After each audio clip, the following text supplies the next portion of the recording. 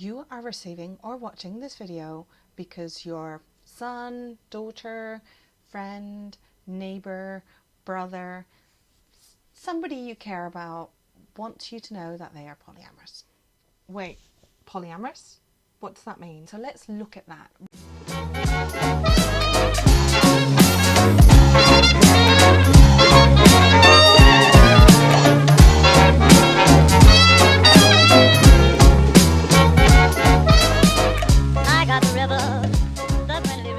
Well, first of all, this is the definition of polyamory.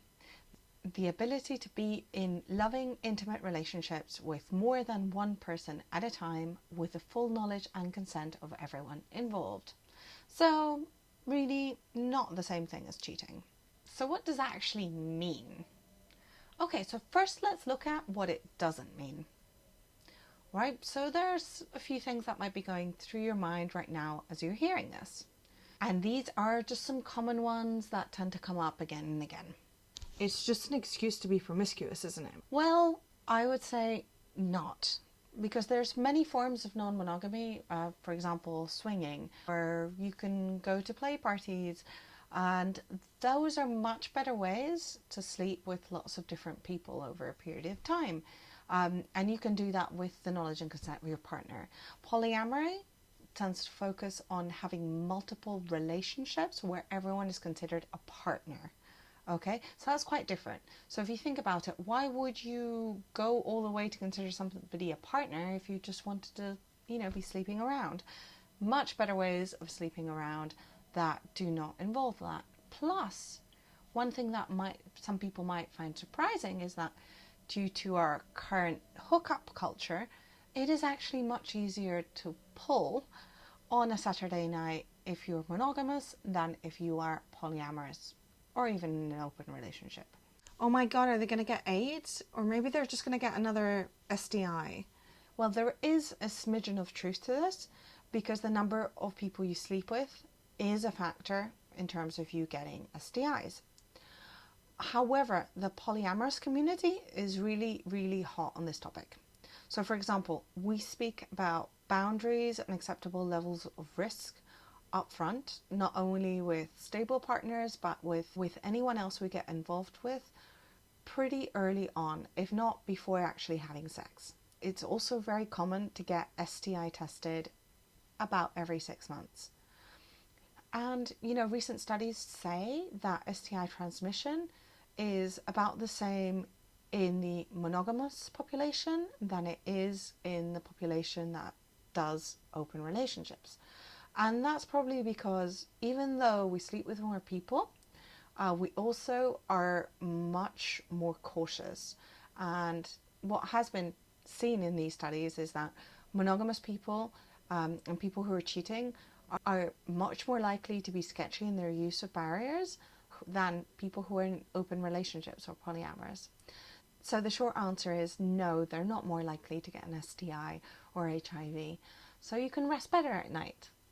They'll never settle down or have any children. You probably want to see your family thrive and grow, and you think that polyamory isn't a stable way of relating. And in many ways, you're right. And what I mean by that is that there is a lot more turnover. So polyamorous people do tend to have a lot more partners in their lifetime, but they do tend to have core partners. Many people I know who've been together for 10, 20 years or longer. And while they have relationships as well as these longer relationships that are shorter lived, it doesn't mean that they can't have long-term relationships. They do also sometimes get married, and many of them do have children. So it doesn't necessarily mean that they're never going to have what looks to you like a family life. Okay. But what about the children? I mean, aren't they going to get bullied? Aren't they going to suffer and just be really confused? This is another common misconception. So schools tend to be accepting of the parents' choices if the parents want to tell them. If not, often they don't ask because it is quite common for one child to have kind of like 4 designated adults for pickup, maybe 3 in terms of who to discuss problems in the classroom, etc. Okay, so having multiple adults involved in a child's life is actually fairly standard, in our world of where couples get divorced and remarried. Now, I'm not going to say that is rosy everywhere because that's not true, but in a lot of major cities it is. And when it comes to the United Kingdom, I've spoken to social workers and they just say, like, look, we have bigger fish to fry than just having a child have multiple parents. Actually, they have, multiple adults caring for them, so that's great.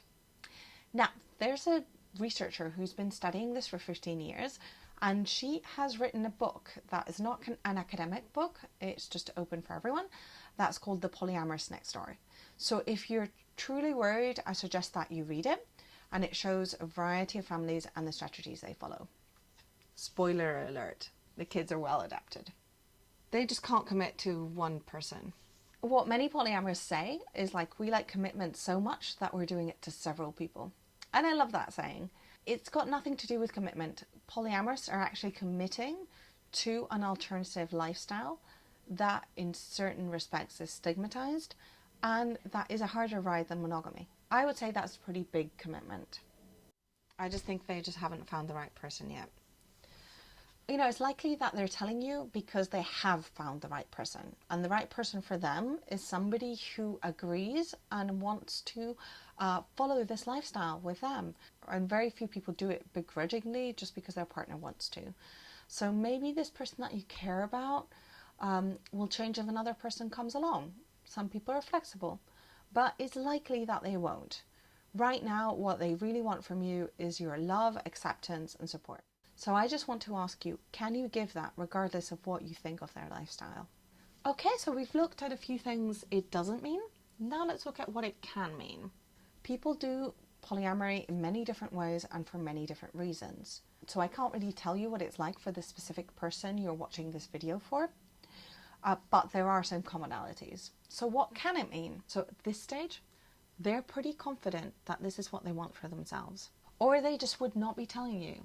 It takes a lot of gut to tell you this. We still call it coming out, like gay people do, because, the truth is it's a big step and some people just refuse to acknowledge it or to understand. So if they hadn't thought it through and were pretty confident that this is what they want for themselves, they would just not be telling you. That's the truth. They care enough for you and your relationship that they want you to know. Think about it. They could be hiding this information from you right now. They have absolutely no obligation to tell you, yet they have chosen to make themselves vulnerable and share it with you.